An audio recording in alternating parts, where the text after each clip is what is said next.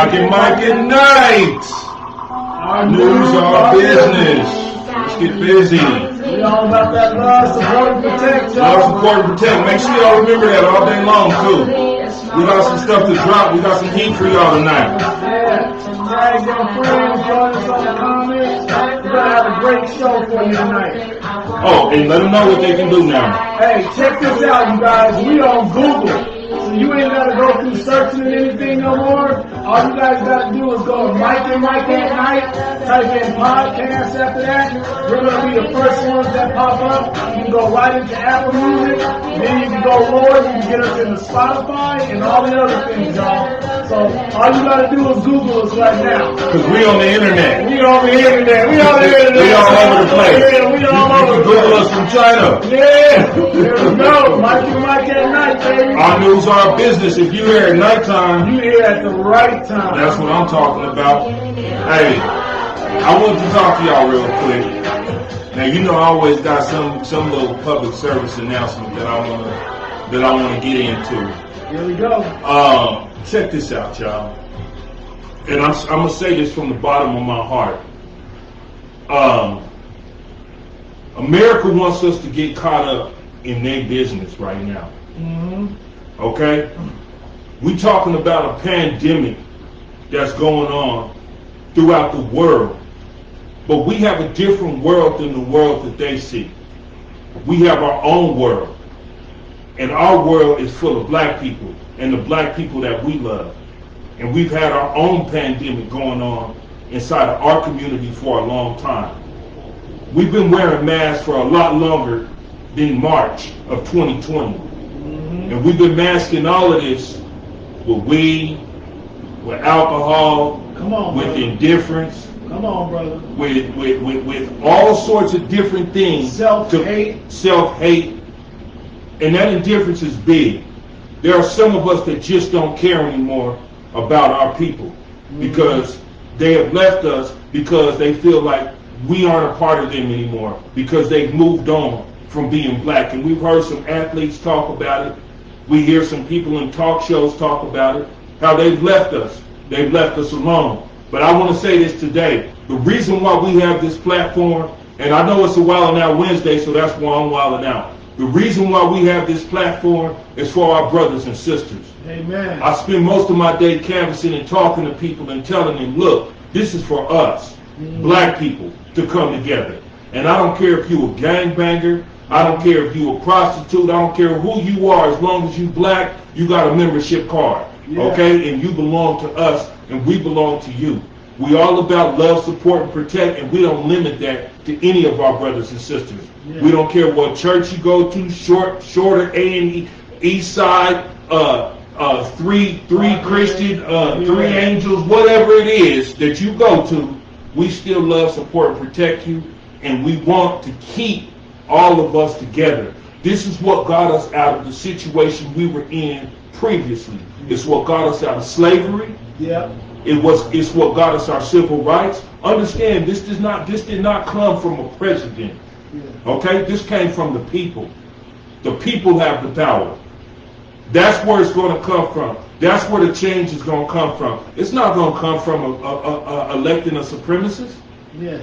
It's not going to come from that. It's going to come from us and what we desire. And not just us, but the white people that jump on board with us, the Mexicans that jump on board with us, the Chinese people, the Filipino people that all jump on board with us and say that everybody needs equal rights and needs to be treated equal. We don't just want it written down. We don't want it in the White House. We want to feel it when we walk the streets. Amen. So that's why we on this love, support, and protect. That's why we take our time out every day and try to do it consistently to give you guys something that you can eat up, swallow, and be full with. And not only that, but add nutrition to your spiritual, mental, and physical life. So we try to cover all those bases on this show. And I thank my brother for coming here tonight, and the other guest that we have tonight, he's going to drop something on you, but I thank my brothers and my brothers for coming and spending this time with me in a positive way. We're a positive black man doing positive things. Yeah. You understand what I'm saying? So, fight your fight your way. You can't fight it every way that everyone else does. Some are going to protest. Some are going to go get that education in college. Some are going to, we have to do it through all avenues. It's not going to just take one avenue. We have to explore all the different avenues, and we have to keep the fight going. So that's what we're going to do, guys. We're going to keep this fight going. And we're not going to fight with our hands and do things like that. We're going to fight with our mind. Because they can't take one thing from us is our education. And it's hard to kill an idea. The idea that we're trying to promote is love, support, and protect for the black man, for the black woman, and for the black family. Absolutely. That's what we're all about today. 100%. So I want to just say this to you all. You guys spend a lot of time engaging in things that ain't none of your business. And looking at media that ain't none of your business.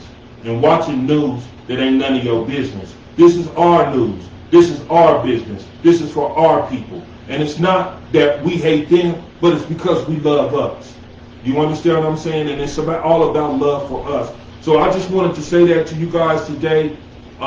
Just give you a little nugget, give you some food for thought, so that you can go back and play this again and play this for other people. You know some black people that need to hear this. Don't hide this light under a bushel. Please don't do that. If you know there's some black people that need to hear this, there's some young black people, there's some single women. The show that we put on yesterday, appreciate you, Tanya, for doing a watch party for that. Thank you for doing that. Amen. You understand what I'm saying? So I want you guys to continue to support us, but start to support each other. This ain't costing you nothing. The freest thing in the world is a thank you. You understand what I'm saying? Hey, drop something on them, man, before I let them go. Man, I just want to tell y'all, I love y'all. I love all my brothers and sisters. And I've seen this come through so many things. We cannot be stopped. We cannot be overcome. We have been here and we ain't going nowhere. And we on the rise right now. So let's keep the focus. Let's bring education to our kids, to our family. Let's teach our kids the right way. Fathers be fathers, mothers be mothers. Raise your kids up with love and respect. Respect your children and what they're going through. And everything's going to be all right. Hey, I appreciate you guys. Mike and not our news, our business. If y'all just joining us right now, we got some heat for y'all tonight. So make sure you do not miss this one tonight. Grab your popcorn, because we got a great Wildin' Out Wednesday for you. But it's all about that love, support, and protect. So let's keep it going. All right. And I just want to let y'all know I love and support my Lakers. And yeah, Arthur, my daughter, she a Lakers fan too, just like her dad, just like her daddy, boy. What's up, son-in-law? How you doing? Back to black people. Back to black? No, back to black. No. Back to black. That's half of their problem right now. Yeah. They ain't spend enough time on love, support, and protection. They sitting in front of their food box. Yeah, that's okay. That's okay for y'all to do tonight. I'm going to go home and watch it tonight. Let's go. What's up, Jeff? Good, Mike. How you doing today, bro? What's up? You good to go? Hey, we got Manziel Montgomery in the house. I hear you, Alexis. You good?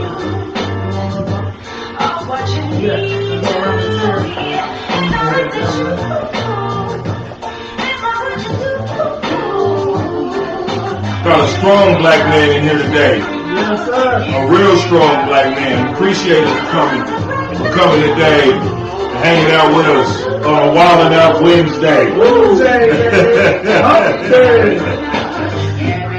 So this is what we're gonna do. We bringing you Brother Brother Manziel Montgomery. Okay, he is the father of 5 successful children.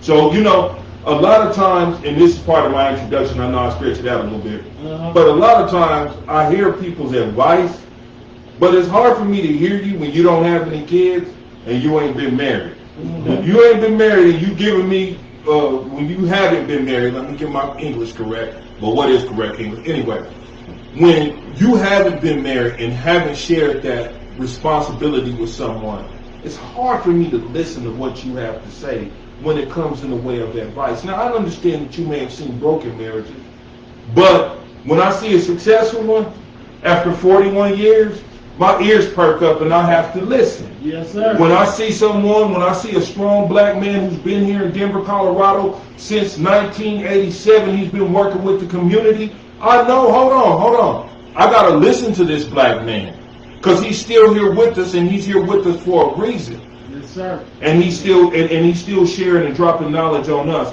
But like I said, he's the father of five. He's been working with the community. Good friends with Brother Jeff.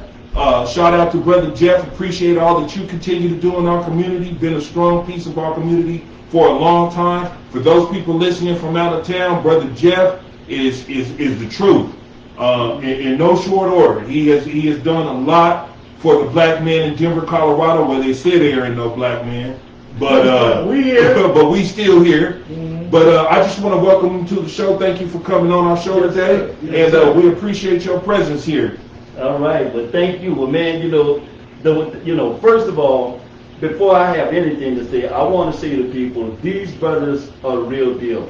I'm so honored to be here sitting in this seat today.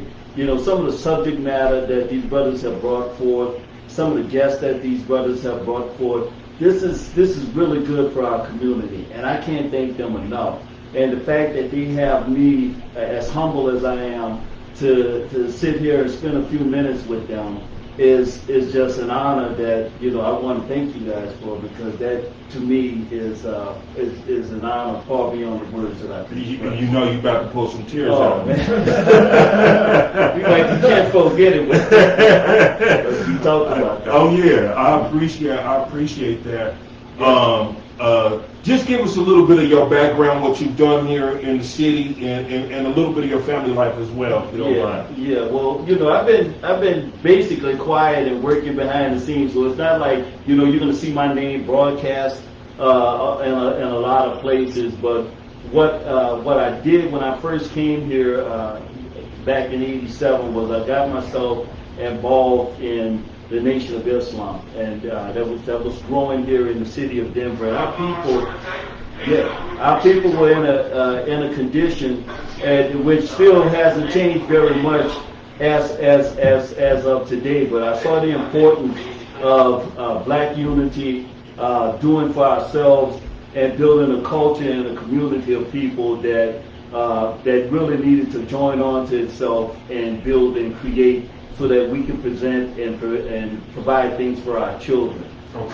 So I got involved in that pretty early, and did that for a few years, and then on a more subtle thing, I got involved with other black organizations that were promoting education for our children. So you're not a fish out of water when it comes to doing something like this. You've already been somewhat involved with helping the community, and also with the African American. No, not at all. As a matter of fact, most of the platform skills, I've been in business for a long time, and I was a leader in a Fortune 50 company for about 10 years, and before that I was a salesman. Okay. So I had to go out and present and sell myself, but much of my platform skills actually came from being in front of black people and speaking to our people about some of the things that we could be doing to build and grow our community. So let me ask you this question real quick. What is the problem that you would say, other than this brother sitting here playing with his phone, with the black man right now, our condition within America, our condition within the city that we live in? Because I kind of see us as a little different from the other major cities that you may go to. The black people in Denver are a lot different than what you may find in Atlanta or New York City or Chicago. Speak specifically to Denver. Man, you hit the nail on the head. Well, I'll start with part of our problem. You saw it last night. You saw what you have running for president. So you got an overtly racist entity that's brought many of the underlying racisms and systematic inequities. He's just brought all that to the forefront and just made it apparent. You got to be totally blind to not see that as a condition for our people. Then on the other side, you got a guy that's trying to scare you into voting for him because you've seen the horrors of Donald Trump. You have Joe Biden and Kamala Harris trying to kind of scare you into voting for that, but neither one of them have actually provided any sincere obligation to the black community. And so here we are, we're fighting amongst ourselves and trying to decide on how to who to vote for and when to vote for them and all that sort of stuff, and neither of them are addressing our issues. You know what I found was very interesting when I watched the whole, were you able to watch the debate? Yes. When I watched the whole debate, what I found was very interesting is that they were pretty calm, cool, and collected when they were talking about racism, but then when we started talking about some trees, they almost both of them jumped out of their skin. I said, hold on, man, what's more important? The racism that's going on inside of this country for 400 years, or trees? Now, I understand we need trees, but we need each other. That's because there's no serious energy going toward the problems with the black man and the black woman in our community. Okay. And some of the things that you spoke about in the introduction are things that I'm going to talk to that are specific to Denver. This thing where our communities, it's no secret that, our families are being raised in our children are being raised in single family situations. Yeah. Largely 63% or so of that is a single mother as head of the household, but there's a number of single fathers raising children. And that is prevalent all over, but what makes it kind of different in Denver is that in many of the cities that you travel and go to, black people have solid, strong black communities. There are a lot of black groups, like I mentioned, I was involved in some things. You guys are doing some things right now. But Denver is a city where black people somehow have confused themselves into thinking that they're white people and they have all of the benefits of being white. And that they have all of the white privileges. And, one of the first things I noticed when I got here to Denver was culture shock. Coming from a predominantly black city like New Orleans, Louisiana, even as we have some of the same things that go on in Chicago, we had gangs, we had people that shoot each other that crazy, but there was something about you that you acknowledged one another. Here in Denver. I passed other places. Okay. I walk up and I pass by you, brother, and I would say, hey man, how you doing? I would give you a head nod. I would acknowledge that you were there. What's up, man? How you doing? All right, I'm good. You kind of pass by. And you say here in Denver. When I got to Denver, that doesn't people look would turn their head and be looking like straight ahead. Okay. And I don't think that they do it because of any particular reason. It's just that we're so disconnected from one another here in Denver that we have to make efforts like what you two brothers are doing here. Absolutely. Pulling people together to recognize that we have some issues that we need to deal with that are pertinent to black people. Like you said earlier, white people that want to join in and help, Latinos, anybody that wants to help and be a part, hey, I appreciate that.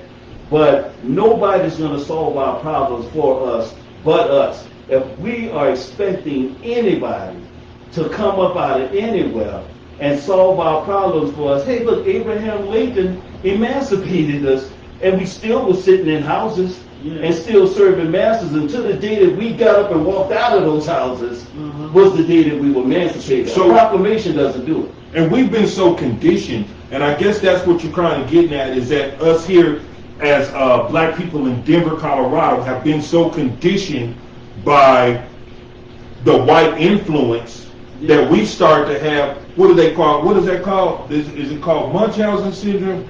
Or what's the one where you start to sympathize? We got Stockholm syndrome. There you go, Stockholm syndrome, yeah. So we start to sympathize with our oppressor in a way that we believe that we have to be more like him so that we can succeed or just make it. And we want to fit in to where they're at. We want to be a part of them instead of being ourselves. And it happens so many, like in the workplace. You know, brother gets a position in the workplace, he gets a management position, and then he forgets where he came from. And then he forgets all the brothers that helped him get there, and now they become his enemy. And now it's that crab in the basket mentality that we're pulling each other down instead of banding together and doing something and taking over the company and doing things of that nature. So what do you think it is? What is the answer to get us here in Denver? I know that you said that the platform that we're using right now, it can be instrumental in bringing about that love, support, and protect that we have for each other. But are there any other recommendations that you would have for black people in Denver, and as far as us sticking together and being able to get together without harming each other or hurting each other? And Go ahead. Y'all Rice just said self-hatred and ignorance, lack of knowledge of self. Okay. Woo, that sounds like Y'all, hey, thank you for that one. Yeah, Thank you for that one, y'all. Yeah. So, you know, the first thing I would tell you is to go. Hold on real quick. Make sure y'all sharing this with our brothers and sisters. Don't just eat by yourself. Y'all know we black. We gotta share our food. Yeah. So if y'all eating right now, make sure you sharing this. Make sure you tagging people. Go Keep ahead. dropping your comments. All right. So I would advise anybody that's listening, go and find where your people are doing something good and be a part of it. It's one of the reasons why I'm sitting here tonight, because you brothers are doing something that's good, and I want to be a part of it. You know, we mentioned earlier that 4 of my children are college graduates, and one is in college. And, you know, one of them actually finished college completely scot-free, debt-free, because he earned what's called a Daniel Scholarship, which is a full-ride scholarship to any college that you want to go to. This is what I'm taken back by. Hold on real quick. Now, how old is your oldest? My oldest is 36. Do you see this man? Yeah. This man look like he ain't a day over 27. You understand what I'm saying? This man look good. So whatever he's doing, y'all need to get the recipe. Okay? Whatever he's doing. So you've raised 5 children. Yes, sir.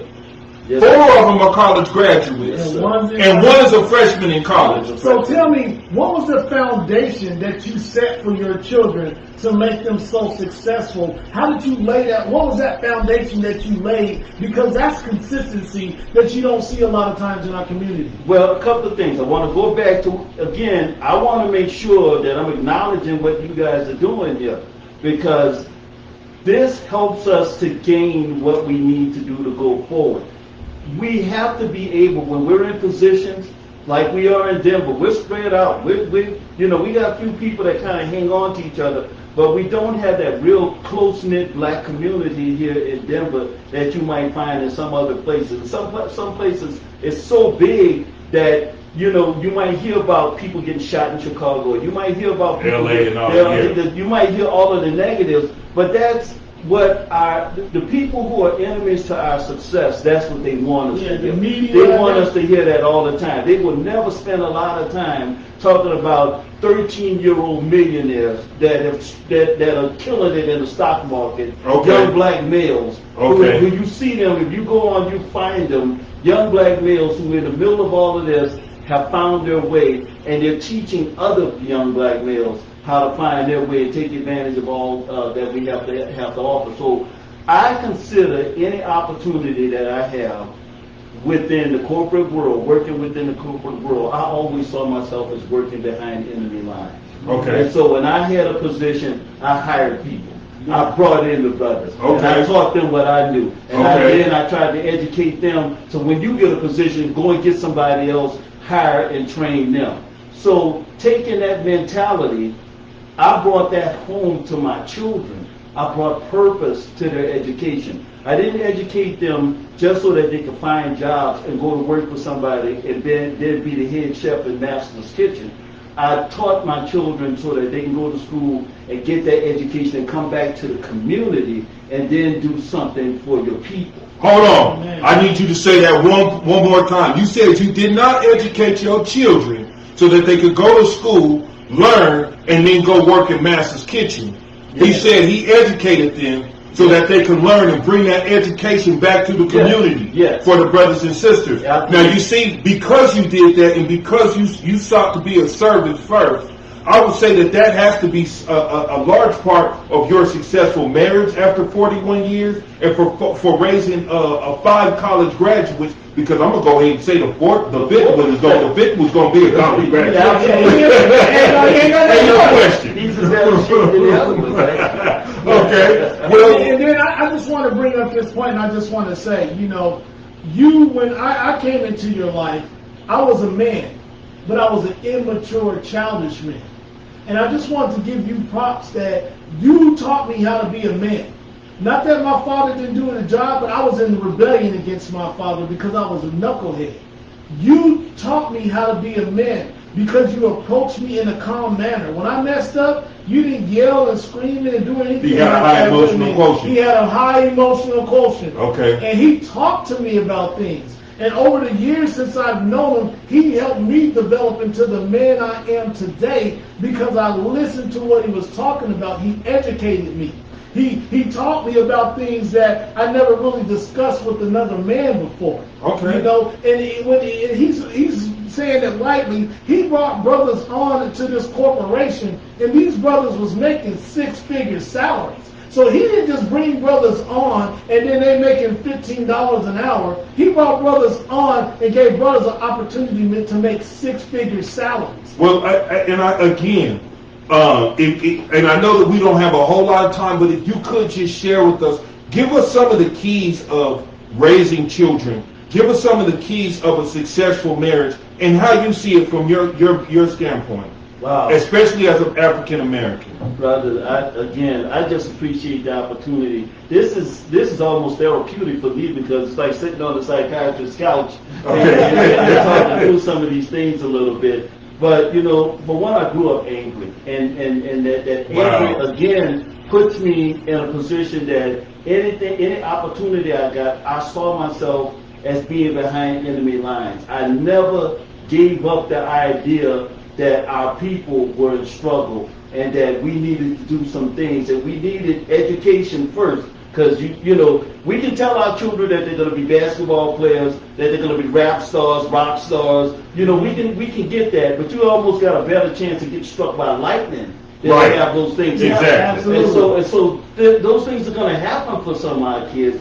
but we really need to educate, and we need to learn how to go behind enemy lines, get the training, get the education, and then come back and start figuring out how can we build businesses within our community that are going to support people, that are going to create jobs. And so with that as the foundation, that's where we started talking about education. And it begins with knowledge of self. People, I know a lot of conversation goes on about slavery. I can tell you, my father was born in 1924. His father was born in like 1889, 88 or so. And so my grandfather's father was born in slavery. We're not that far removed from slavery. Don't get it twisted. So we might have the same mentality. Yeah. So don't get it twisted. Okay. So what we have to do is we have to take our children on the other side of slavery, because that's the education that the enemies of your survival have never presented to you. They've always Enemies of your survival. presented Enemies to of you. your survival. Yes, they've always presented to you that you are a slave and that your history comes forward from the fact that they had you in some type of enslavement. Right.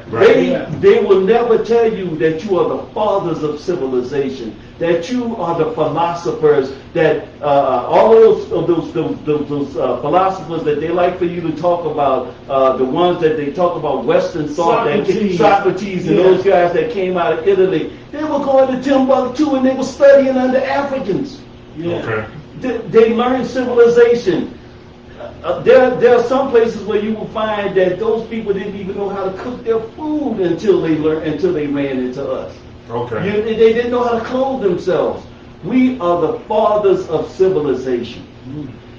We had an unfortunate situation that put us over here for a few years, so we do have to talk about that. But you are much more than that. And I think on a grander scale, we were not brought here to be slaves. We were brought here to ultimately teach these people in this place how to live, how to grow, and how to build. So I always took it that we had a mission, and that mission was us against the world, let's conquer. So when you say angry, it's more in a motivational as Yes. opposed to emotional sense. Yes. Okay. Yes. And I like y'all's comment. Y'all said they put a white face on our history. Absolutely. Yeah, that's deep. I like that. Absolutely. And Sabrina said, I had to take somebody to church about slavery when they said it was so long ago. Sir, my cousin was raised by an emancipated slave. That wasn't that long ago, really. Yeah, So, that's and true. she said something else too. She was saying that is it that we are acting white, or is that we're not acting like other black people? When we're somewhat educated and articulated and separated, but that's separated. Let's talk about that. Okay. Let's talk about that, because there's a narrative that, again, the enemies of your success will put ingrained in our regular rank and file everyday conversations that we're acting white when we speak the language correctly and that sort of thing. No, you know when somebody is off code. You can tell when somebody's off code. Yeah. It's not proper conversation. Yeah. It's not being able to articulate. There's that little whiny twang that kind of comes in when you start trying to go, hey guys, let's do this, that, and the other thing. Right. That's when you put everybody on notice as to who you are. Where you coming from? Yeah, you put everybody on notice. And that Okay. was part of my culture shock when I first got here to Denver, because I found that happening a lot. Okay. I found that happening with a lot of black people. Okay. And I think because there's a lack of knowledge of self, and that's why shows like this, you guys got to keep talking about this, who we are. Yeah. You guys have to keep bringing it. We are kings and queens in the land of paupers. Yeah. Do you guys understand that?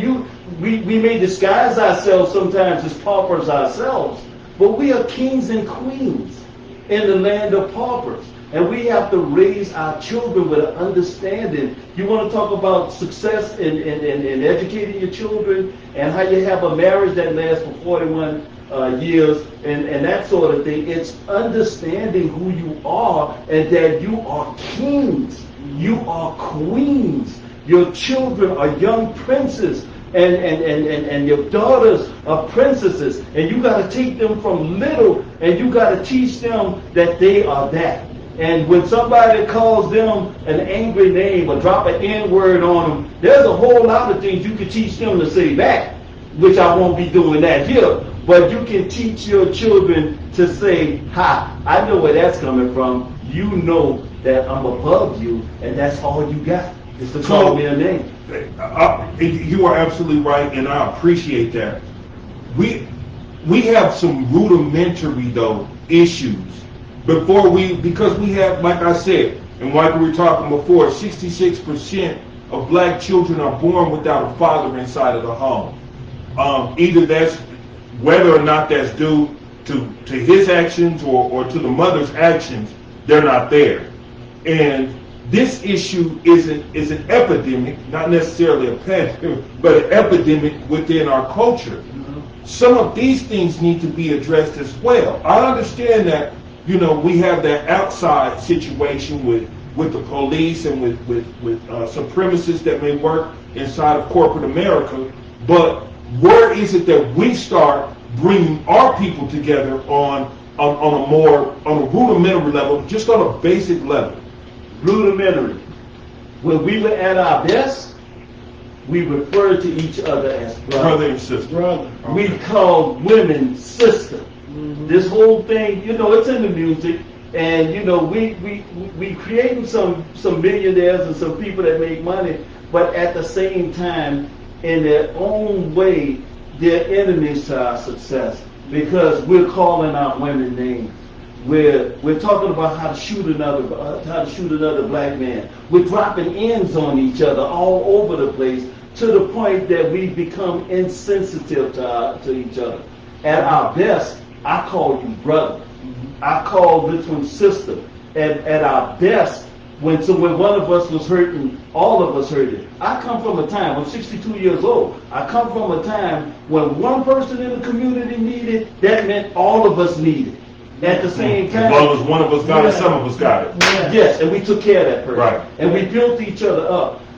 There's so many stories that we have of people, we see it happening in Asian communities and other communities where one person will buy something, they move family members in, they teach family members, they run a business together, they teach each other how to run the business so that they can go out and have businesses of their own. Mm-hmm. We got to get back to being like that. And part of that comes from the maintaining of the black family. Yeah. So then we have to learn how to trust each other again. Yeah. Oh, I think absolutely. we've lost trust for each other. It's not even about trust, it's about loving each other.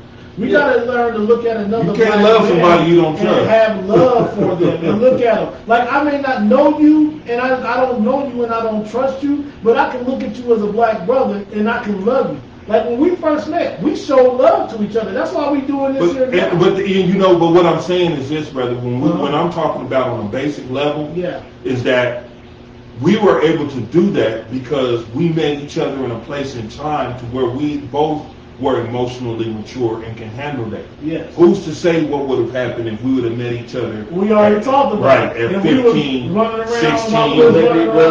But let me tell you about this. There's the big old gumbo pot, and people who want to make money off of you, people who are vultures who want to fly over your dead carcass, those people will put money into industries like the music industry. Our music industry was beautiful. You ever look at some of the pictures of Marvin Gaye and Sam Cooke? They got on suits and nice ties and all that. At some point, we got to a place where we start calling each other niggas. Excuse my language, ladies. Well, it happened it happened almost after the civil rights movement. But the hip hop started. But there was a time when hip hop was strong, and you had people like Public Enemy, Paris, Brand Nubian, people that were dropping that knowledge. Those people saw you coming. They saw you talking about building your communities. They started seeing you talk about who was the enemy of your people and how to get past what we were calling the devil at the time. Man, I used to love Paris. Paris. I'm glad you know about Paris. Man, I used to love Paris. The devil made me do it, man. That was some good stuff. That was some good stuff. And that stuff right now might not, they probably wouldn't even let that fly. They can't get on the radio. But what can get it on radio is words, songs where they're calling each other nigga. And get this, brothers. I know that there are a lot of people that see that as a harmless word and saying that we've taken the pain out of it, but you never take the pain out of a word that systematically builds into white supremacy to the point that we don't call each other brother. We call each other nigga, my dog, all this other stuff. And once you in that place, you can easily, in anger, squeeze the trigger on that nigga that made you mad, or that dog that made you mad. But if that's your brother, you can't do that to your brother. Right. Just like, you know what? And it's almost like Hollywood was trying to teach us something. Just like with Planet of the Apes, when they said ape don't kill ape. No matter how grimy he got, we can't take his life. And I ain't calling us Buckies, but I'm saying we can learn something from that, in that we don't kill whatever happens.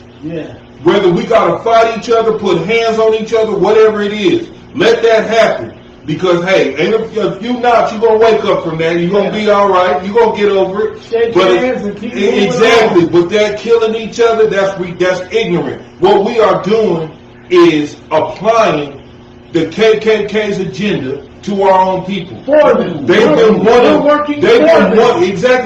wanting to kill us, and now they just put us on autopilot and said, you know what? They're so ignorant. They'll do it themselves. And We don't even have to worry about doing it. they threw a drug in there and said, yeah, we throw this into their community, and they're going to fight each other over that money so much that they're going to pollute their community and they're going to kill each other over that money. And that's what really began this cycle that we see right now, is flooding the communities. It wasn't brought in by some outside source. It was brought in by our government. Brother, y'all may have discussed this, and if you did, I missed that show, and I'm gonna apologize. But what you just landed on, when you talk about some of those foundational things that we need to get back to people, we got to realize that we are not fighting just the enemy of ourselves, we're fighting principalities.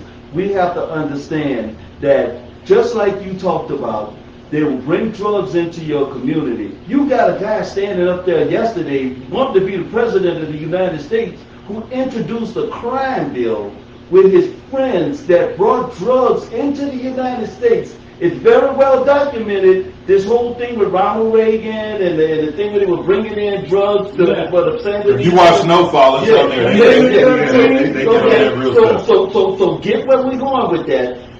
It wasn't that Reagan, being a Republican, was doing this by himself. Bill Clinton, they were coming into Arkansas with the drugs and delivering them at an airport in Arkansas somewhere that Bill Clinton and his people knew something about. So it was a concerted effort because they knew that they had a disposable item that they could put on black people and sell it and get the money to go and finance a war that was going on somewhere where they wanted to take over a country. So Rita said, don't forget the guns. Yeah, don't forget. But let me make this last point here. Okay, this last point. Joe Biden, our guy that's running for president, was a part of that whole thing along with Bill Clinton and Ronald Reagan and everybody else that had an agenda to make money off of black people. And then that agenda, Michael, that agenda was to put drugs on black people, build private jails, and then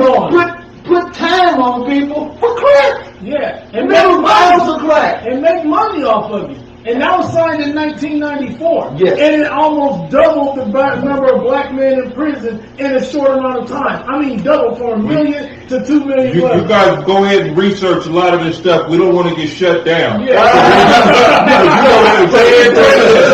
The antennas is up right now. We're going to get in trouble. Yeah, I'm about to get everybody in trouble. So let me say this. Go ahead and do your research and just, again, I would say alleged, so that we protect everybody here in these situations. But it's been very well documented that these situations did occur, that black people are in jail as a result of crime bills, as a result of bringing cocaine into our communities and manufacturing crack cocaine and making the drug easy and accessible so that lots of people can get it, lots of people can make money off of it, and it deteriorated the black family because we started seeing more black males going to jail than ever before. Now there is a brother who worked for the ACLU, who is a lawyer, who I think I said... I know about this brother, Look at the statistics of black males in jail up through I think it was 2011, and that graph is kind of like, the numbers are kind of down here, and then there's this place where they skyrocket, because there is money to be made by breaking up black families. Now, this is what y'all said, more black men and women in prison than there ever was in slavery. Fact. Yeah. Well, you know what? Hey, I told you, this is Wildin' Out Wednesday. So we're going to get all into it. I told y'all to get your popcorn because it was going to be a good one today. Black people, share this with black people. Yeah. Share it with white people if you want to. Asians, Pacific Islanders, Martian, whoever you want. If you run into an alien or a Martian, share it with them too. Because we want everybody to get this message. This is Mike and Mike at Night. Our news, our business. This is what we do. This is for the African American living here in Denver, Colorado. We know we ran over time a little bit, but we had to do this today. You can Google us. Go to Mike and Mike at Night podcast on Google. All our shows on there. It comes up on Apple Podcasts. You can just hit on there and hit play and start listening to some of our shows. And this is a whole line of succession of showing and bringing truth to our people. Don't take our word for it. Look it up. Look up the 13th Amendment. Look up the true American history. Not what you get from the history books and what our oppressors want us to believe, but look at the true American history. That knowledge can be found anywhere online, and educate yourself on what's really going on. Hey, I appreciate you again, Brother Montgomery, for coming in here and sitting with us, talking with us,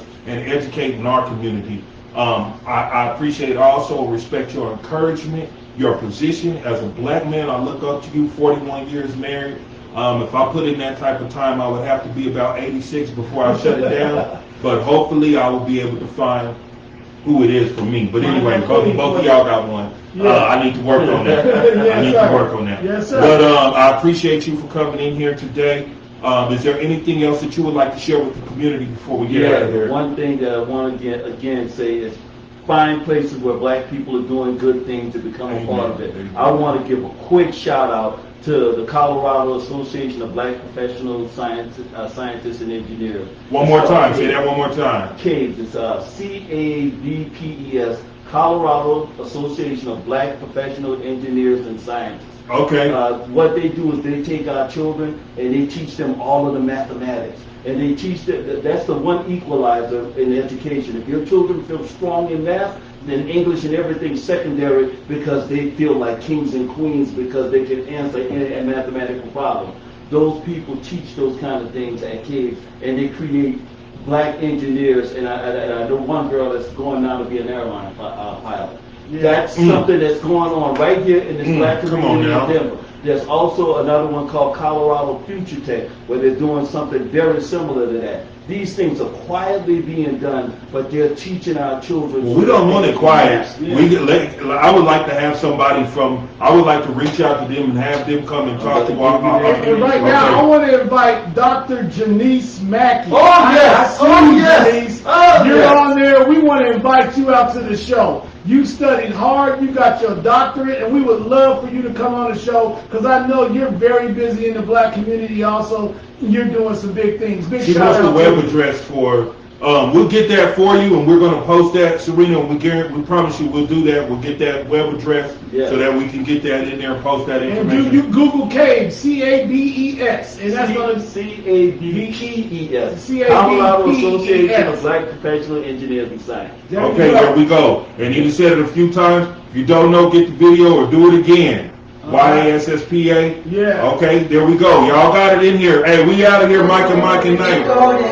We appreciate y'all. Our new business. Shout out to Jabba Barbecue, TT Creation, go and save Jesus right y'all. She right out from Mississippi and Abilene. Go support your black businesses. We love y'all. Much love.